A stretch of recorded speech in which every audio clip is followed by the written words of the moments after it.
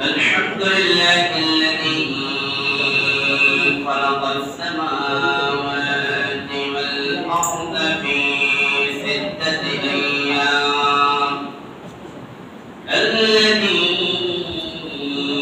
خلق الإنسان وعلمه البيان ونستعينه ونستغفره ونعوذ بالله من شرور أنفسنا ومن سيئات أعمالنا من يهده الله فلا مضل له ومن يضلله فلا هادي له ونشهد أن لا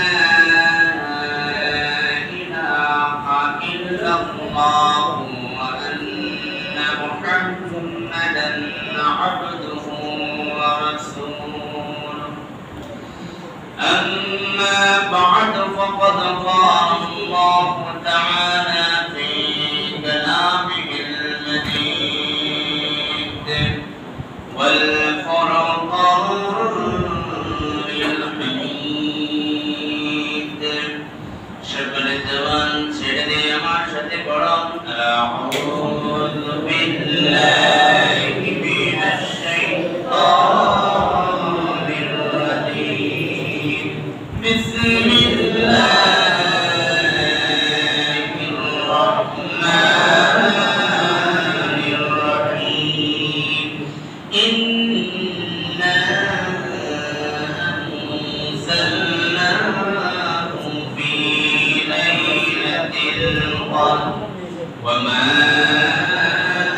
أدراك ما ليلة القدر ليلة القدر خير من 1000 شهر تنزل الملائكة والروح فيها بإذن ربهم من كل أمر سلام حتى مطلع الفجر শুকরিয়া জ্ঞাপন করছি মহান আল্লাহ সুবহানাহু ওয়া তাআলা যার অত্যন্ত দয়া ও ভালোবাসা আমরা পবিত্র মাহে রমাদানের এক এক করে 27তম রমাদানের তারাবি নামাজ সমাপ্ত করা যিনি সুযোগ করে দিয়েছেন তিনি কে?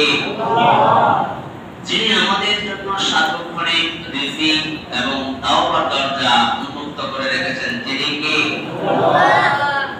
যিনি আমাদেরকে আল্লাহ তাআলা করে আসা শুরু করে দিয়েছেন তিনি কে? আল্লাহ। সেই মহান সত্তার প্রতি কৃতজ্ঞতা স্বরূপ একবার শুকরিয়া জানাই, কৃতজ্ঞতা জানাই। সকলে উচ্চ কণ্ঠে আওয়াজ দিয়ে বলুন আলহামদুলিল্লাহ। আলহামদুলিল্লাহ। درود السلام بالشنبه سيد المرسلين محمد رسول الله صلى الله عليه وسلم هذا কত নাম্বার 97 জন্না বেজর জন্না বেজর এই সূরার ভিতরে আল্লাহ রাব্বুল আলামিন 5টি আয়াত বললেন। কয়টি আয়াত? 5টি। 5 শব্দটা জন্না বেজর বেজর এই সূরার ভিতরে আল্লাহ রাব্বুল আলামিন 121টি অক্ষর আল্লাহ তাআলা নাযিল করলেন। বলেন তো 121 সংখ্যাটার জন্য বেজর। আজকে যে রাতে আমরা এখানে উপস্থিত হয়েছি ওই রাতটা রমজান মাসের জন্য বেজর। বেজর নামাজের বেজর তারাবি নামাজ সমাপ্ত করলেন। আল্লাহ সুবহানাহু ওয়া তাআলা সূরাতুল কদর মক্কাতুল মুকাররমায় নাযিল করলেন, অবতীর্ণ করলেন। এই সূরাতুল কদরের মূল বক্তব্য হচ্ছে, মূল কথাটা হচ্ছে মহাগ্রন্থ আল কোরআন কারীমের মর্যাদা, মহাগ্রন্থ আল কোরআনের সম্মান, জাতির সম্মুখে পরিচয় তুলে ধরা। মহাগ্রন্থ আল কোরআন আল্লাহর কালাম। এই শব্দটা, এই কথাটা জিন জাতি এবং মানুষ জাতির সম্মুখে উপস্থাপন করে পরিষ্কার করে দিলাম। কারণ এই কোরআনটা দুনিয়ার কোন মানুষের বানানো কিতাব নয়, দুনিয়ার কোন মানুষের রচনা করা কিতাব নয়। আল্লাহ রাব্বুল আলামিন যখন তার হাবিবের উপরে ওই কিতাব নাযিল করলেন, আল্লাহ রাব্বুল আলামিন এই কিতাব নাযিল করার পরে আল্লাহ রাসূল সাল্লাল্লাহু আলাইহি ওয়াসাল্লাম যখন কোরআনের দাওয়াত দেওয়া শুরু করলেন, কোরআন থেকে কথা বলা যখন শুরু করে দিলেন, কোরআনের বাণী প্রচার করা যখন শুরু করে দিলেন, মক্কার কাফের মুশরিকরা বলা শুরু করে দিল, এটা মুহাম্মদের বানানো কিতাব। নাউযুবিল্লাহ। আওয়াজ দিয়ে বলতে দেখি আল্লাহর কিতাব, ঠিক না বেঠিক? এটা কোন মানুষের বানানো কিতাব না। আমার নবী দাওয়াতকে প্রত্যাখ্যান করার জন্য, আমার নবীর কথাটাকে উড়িয়ে ফেলার জন্য, ডিনাই করে দেওয়ার জন্য তারা ঘোষণা করলো এটা মানুষের বানানো কিতাব। আল্লাহ রাব্বুল আলামিন তার হাবিবকে বললেন, আমার নবী আপনি তাদের সামনে ঘোষণা করে দেন, চ্যালেঞ্জ করে দিন, যদি তোমরা মনে করে এটা মানুষের বানানো কিতাব।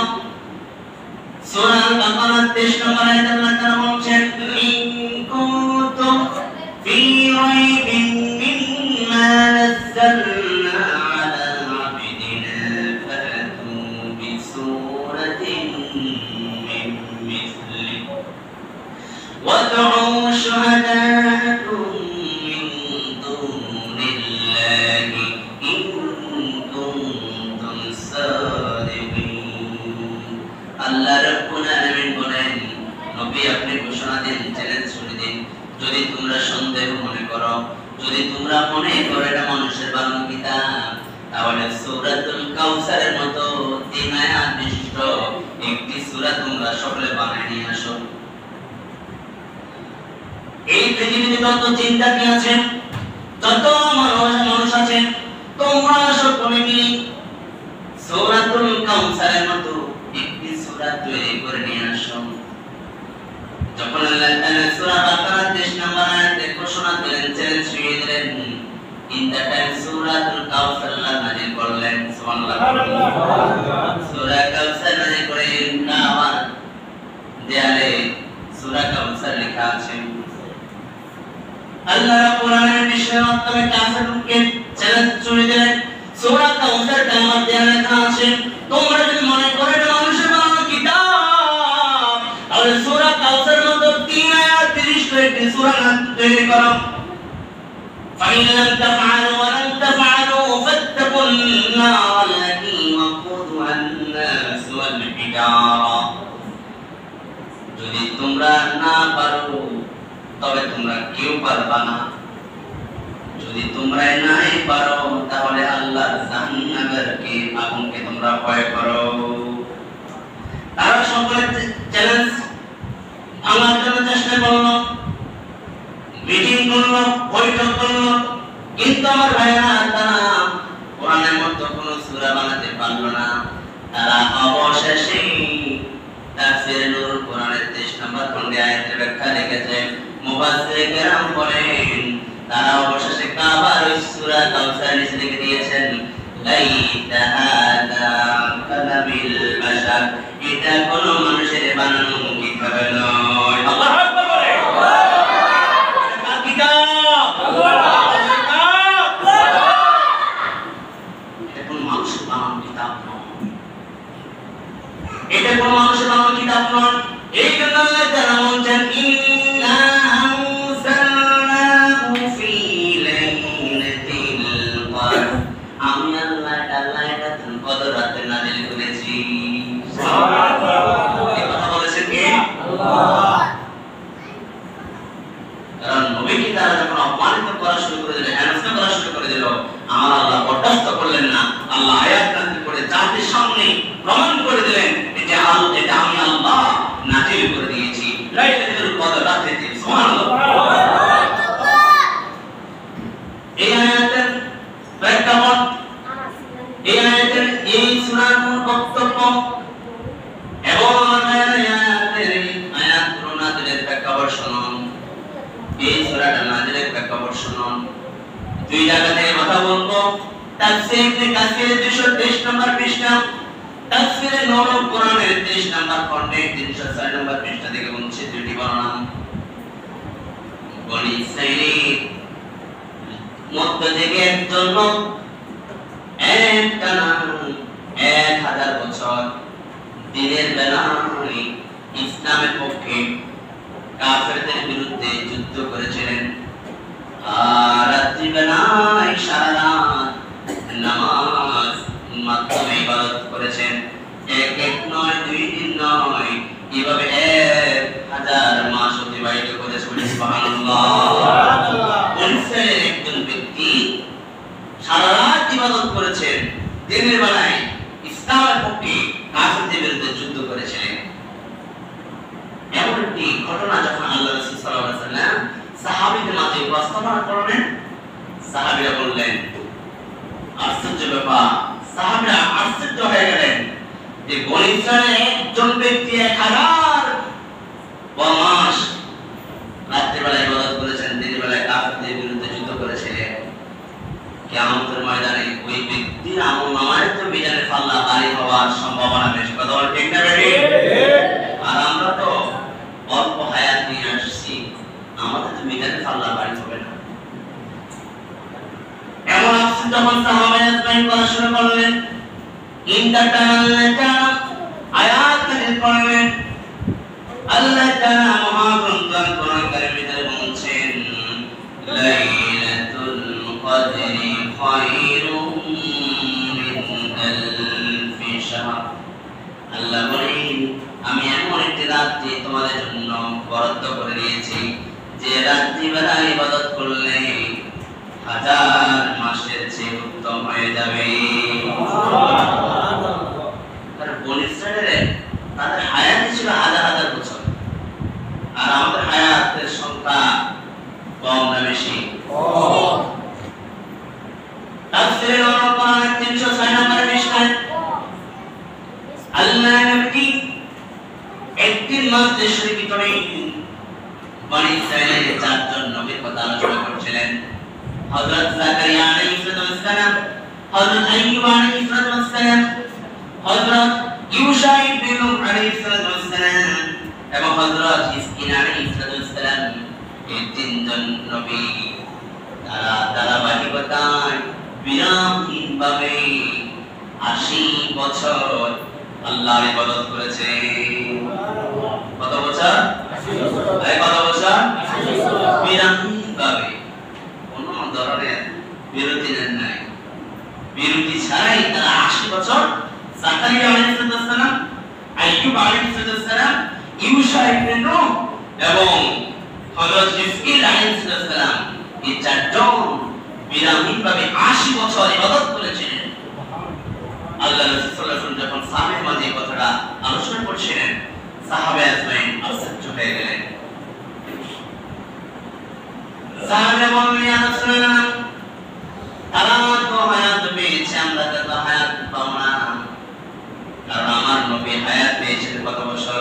63 বছর। তারা যেমন কত বছর? 63 বছর আমার নবী হায়াত পেয়েছেন।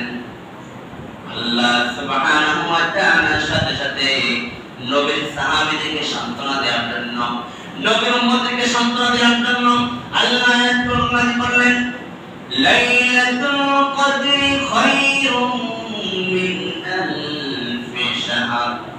এমন একটি রাত আমি আল্লাহ বরাদ্দ করে রেখেছি যে রাতে বেলা ইবাদত করলে পরে 1000 মাসের চাইতে উত্তম হয়ে যাবে। সুবহানাল্লাহ। আমরা বিশ্বনবীর মধ্যে খুশি না নারাজ? খুশি।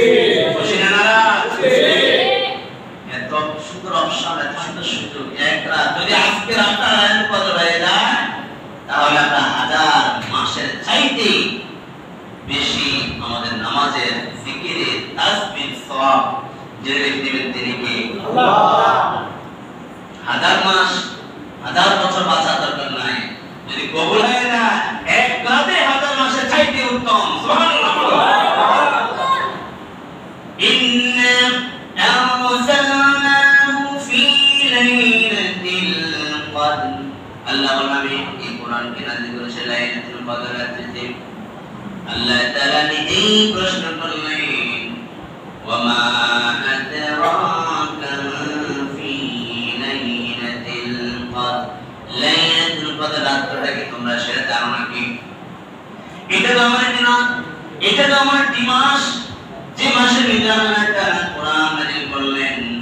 আল্লাহ তাআলা সূরা বাকারা ভিতরে বলছেন শাহরু রমাদান আল্লাযী উনজিলা ফীহিল কুরআন হুদাল লিন-নাসি ওয়া বায়্যিনাতিন মিনাল হুদা ওয়াল ফুরকান।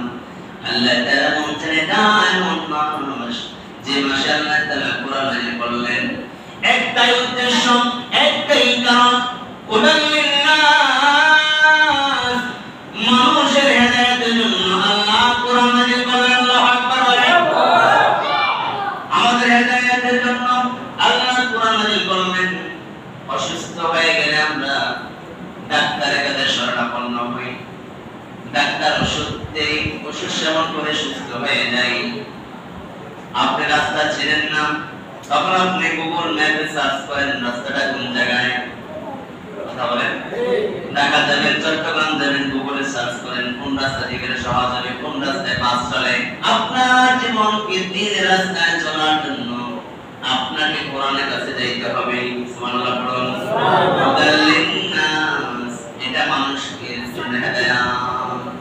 ওয়া বায়্যিনাতিন মিনাল হুদা ওয়াল ফুরকান, এটা এমন একটি কিতাব যে কিতাবের ভিতরে আল্লাহ তাআলা সত্য মিথ্যা কথা বর্ণনা করে দিয়েছেন। সুবহানাল্লাহ। আমার ভাইরা, এটা এমন রাত যে রাতকে আল্লাহ সুবহানাহু ওয়া তাআলা মুবারকময়, মুবারক বলেছেন। আল্লাহ তাআলা মুফাসসিরিন কালাম বলেছেন এই রাত থেকে আল্লাহ তাআলা নিজে ঘোষণা করলেন ইন্না আনজালনাহু ফি লাইলাতিন মুবারাক। নিচে আল্লাহ মুবারক বলেছেন, এটা বরকতময় রাত, এটা বরকতময় রাত। এই রাতে আল্লাহ তাআলা বরকত নাযিল করেন, এই রাতে আল্লাহ রহমত নাযিল করেন, এই রাতে আল্লাহ মাগফিরাত নাযিল করেন। এই রাতে আল্লাহ তাআলা অসংখ্য অগণিত ফেরেশতারা জমিনের মধ্যে এসে আমার আপনার জন্য মাগফিরাত কামনা করতে থাকেন। সুবহানাল্লাহ। হাত্তা মাতলাইল ফজর, সবাই সাদিক পর্যন্ত ফেরেশতারা জমিনে থেকে আমার আপনার জন্য মাগফিরাত কামনা করতে থাকে। মুমিনদের বাসা বাড়িতে ফেরেশতারা চলে যান, মুমিনদের বাসা বাড়িতে ফেরেশতারা গিয়ে মুমিনদের জন্য মাগফিরাত কামনা করতে থাকে। সুবহানাল্লাহ। কথাগুলো তাফসীর থেকে বলছি। যে বাসার ভিতরে কুকুরের ছবি আছে, প্রাণীর ছবি আছে, যে বাসা বাড়ির সদস্য মদ পানে জড়িত, যে বাসা বাড়ির সদস্য অন্যায় কাজে জড়িত, জেনার সাথে জড়িত, তাফসীর এসেছে জেনার সাথে জড়িত যে বাসা বাড়ির সদস্য, সে বাসা বাড়িতে আল্লাহ ফেরেশতা প্রবেশ করে না। মদ পানে যারা জড়িত, ওই বাসা বাড়িতে আল্লাহ ফেরেশতা প্রবেশ করে না। কুকুর প্রাণীর ছবি যে বাসা বাড়িতে ঝুলানো আছে, ওই বাসা বাড়িতে আল্লাহ ফেরেশতা প্রবেশ করে না, আজকে রাতেও প্রবেশ করবে না।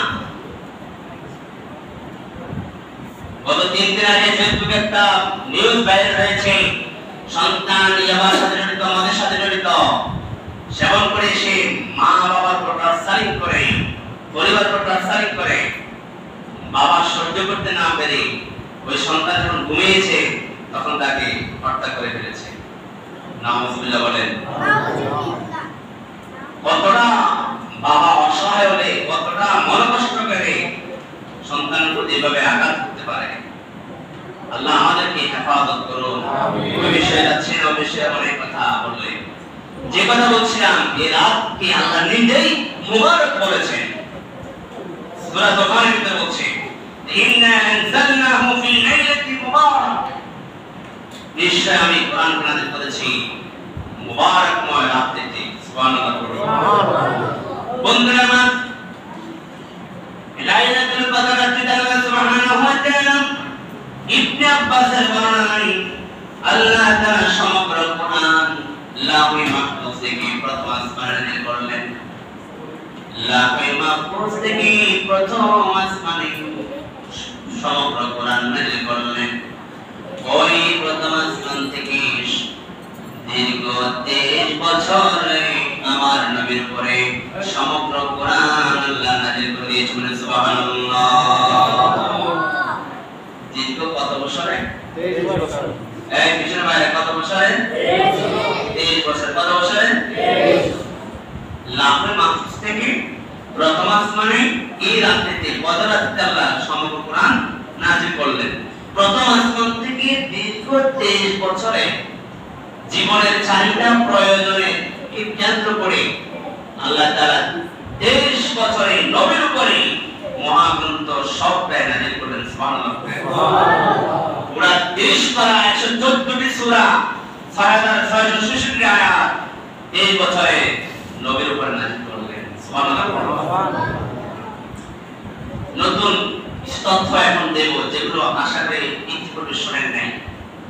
এই 23 বছরে যখনই যে সময় আল্লাহ কোরআন নাযিল করলেন, এই কোরআনটা সংরক্ষণ করার জন্য আল্লাহ নবীজি কিছু সাহাবী ছিলেন যাদেরকে বলা হতো কাতেবে ওহী, ওহী লেখক, সম্মানিত ওহী লেখক। বিশুদ্ধ বর্ণনায় 42 জন সাহাবী এই কোরআনকে সংরক্ষণ করে রেখেছিলেন। সুবহানাল্লাহ। সুবহানাল্লাহ। কতজন সাহাবী? 42। এই কতজন সাহাবী? 42 জন সাহাবী। আমার নবীর উপরে যখন কোরআন নাযিল হতো, জিবরাইলের মাধ্যমে যখন কোরআন নাযিল হতো, নবী সাহাবীরা সাথে সাথে কোরআনকে সংরক্ষণ করে রাখতেন।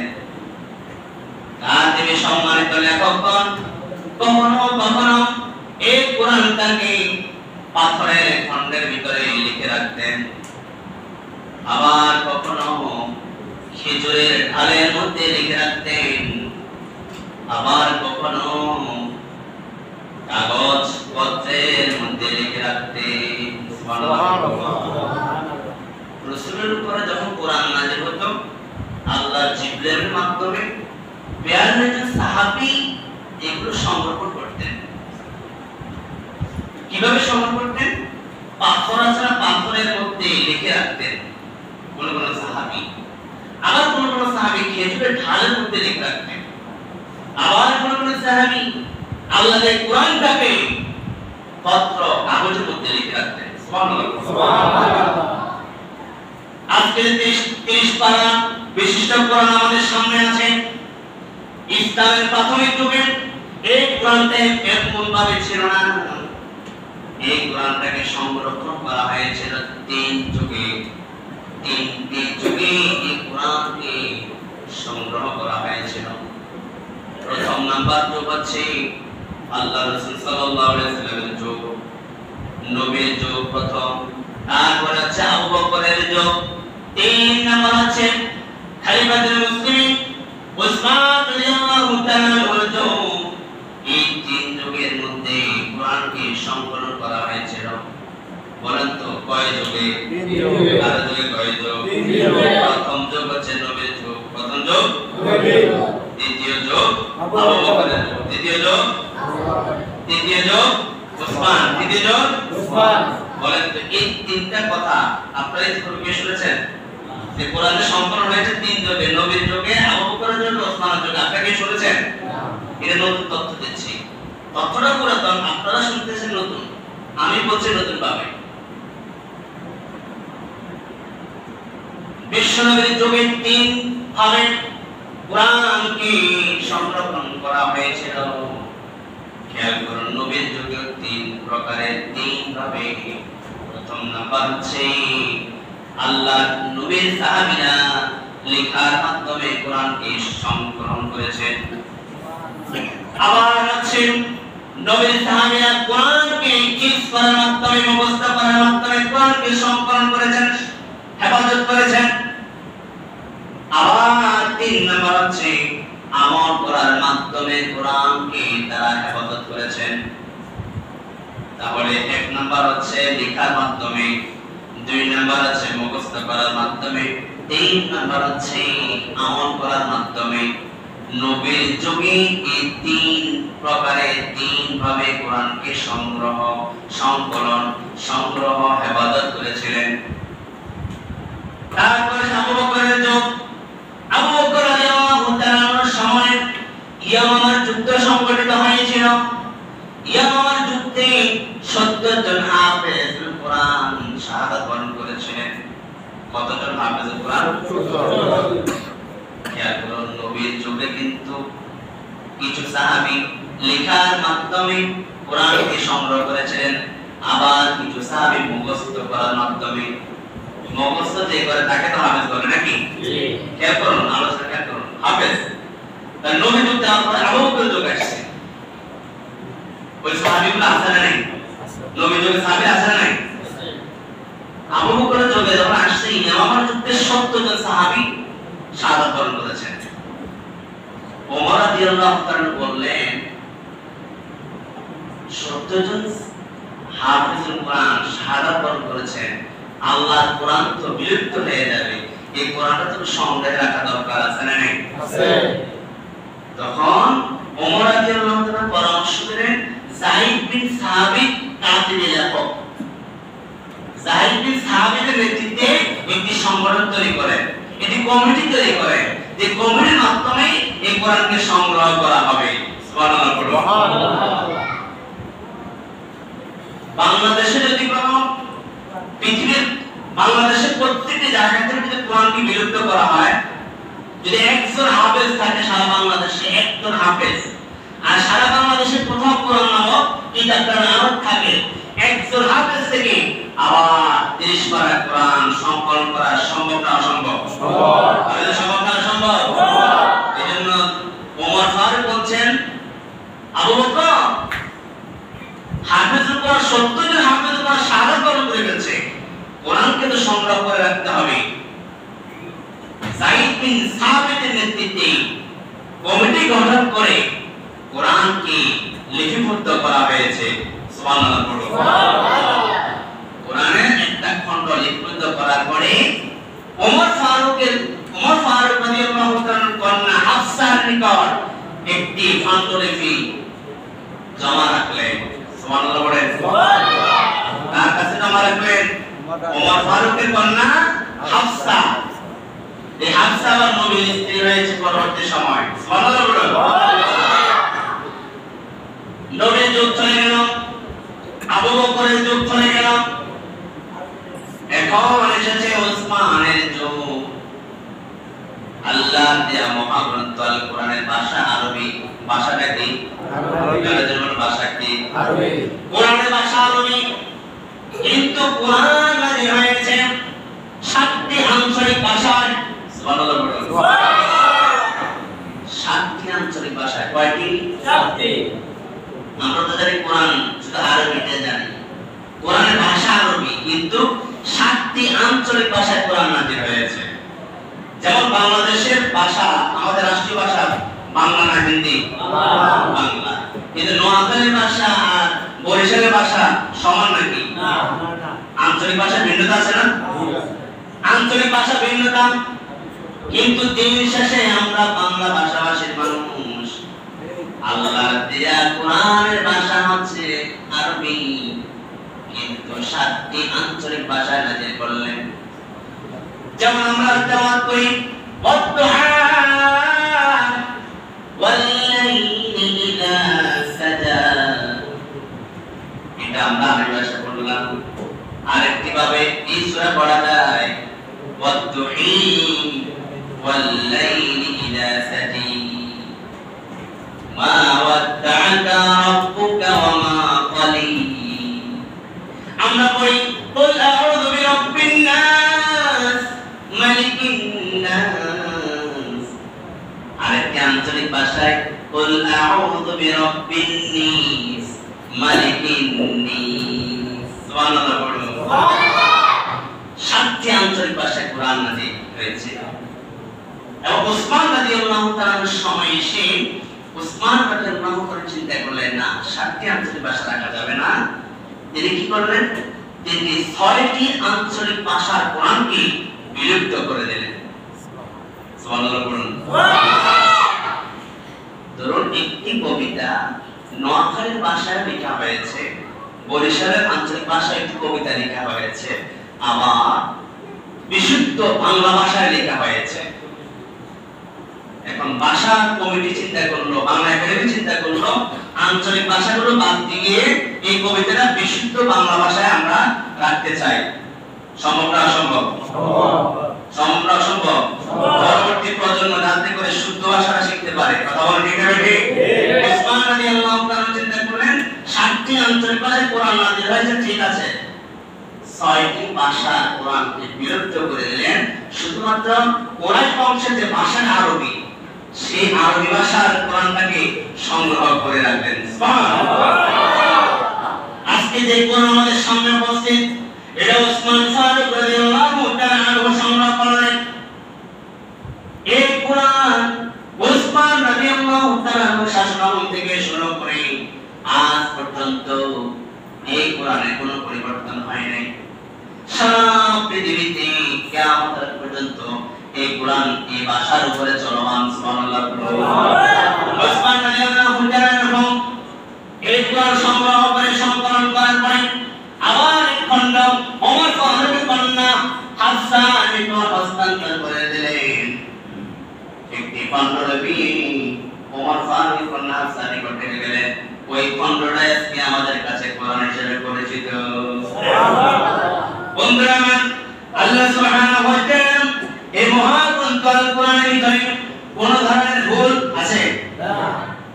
লা রাইবা ফীহি হুদাল লিল মুত্তাকিন।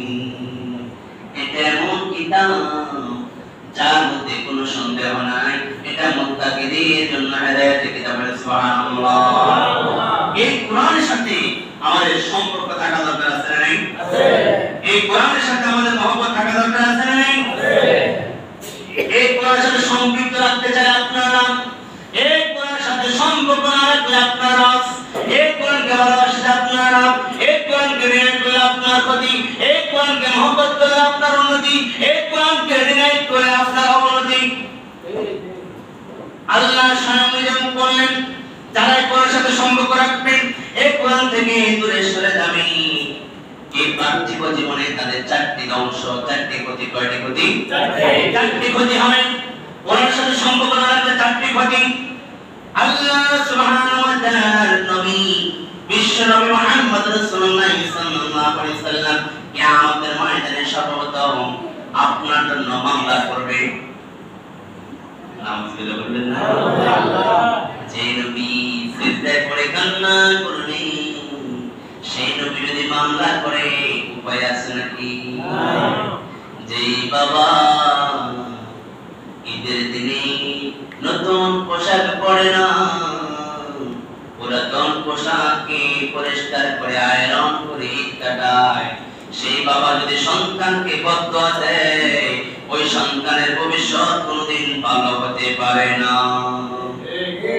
যে মা শীতের দিনে গায়ের পোশাক তোমার পিঠের নিচে দিয়েছে যাতে করে ঠান্ডা না লাগে, ওই মা যদি নারাজ হয়ে যায়, তোমার ভবিষ্যৎ অন্ধকার, এতে কোনো সন্দেহ নাই।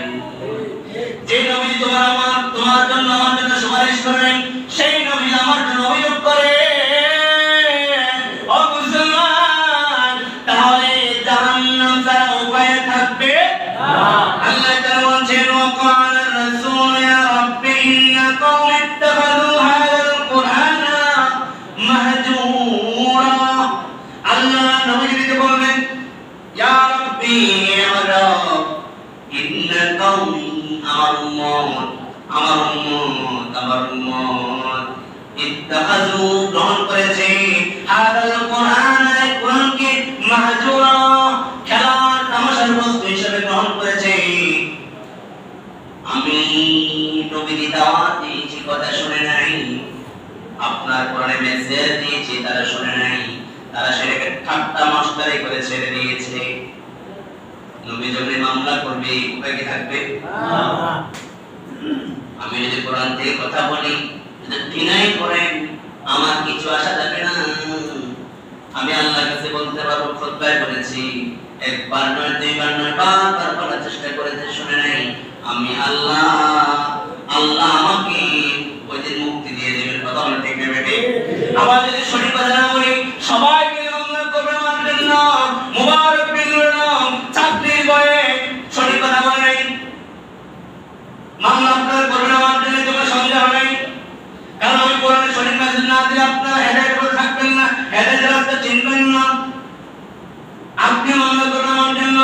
এই জন্য দেখবেন বাংলাদেশে অধিকাংশ প্রতীক চাকরি ভয় করে না, আল্লাহকে ভয় করে সঠিক কথা বলে। কথা বলে ঠিক হবে। আর মুসলমান মনে রাখবেন, সঠিক কথা বলতে গেলে সমাজের প্রত্যেকটি মানুষ আপনাকে ভালোবাসবে না। কিছু মানুষ আপনাকে সমালোচনা করবে, কিছু মানুষ আপনাকে এই আসন থেকে নামিয়ে দেওয়ার জন্য চক্রান্ত করবে। আছে না নাই? আল্লাহ তাআলা সঠিক কথাগুলো বলার তৌফিক দান করুন। আমিন। সঠিক কথা বলার জন্য ময়দানকে কবুল করুন। আমিন। সঠিক কথা শোনার জন্য আমাদের হৃদয়কে কবুল করুন। আমিন।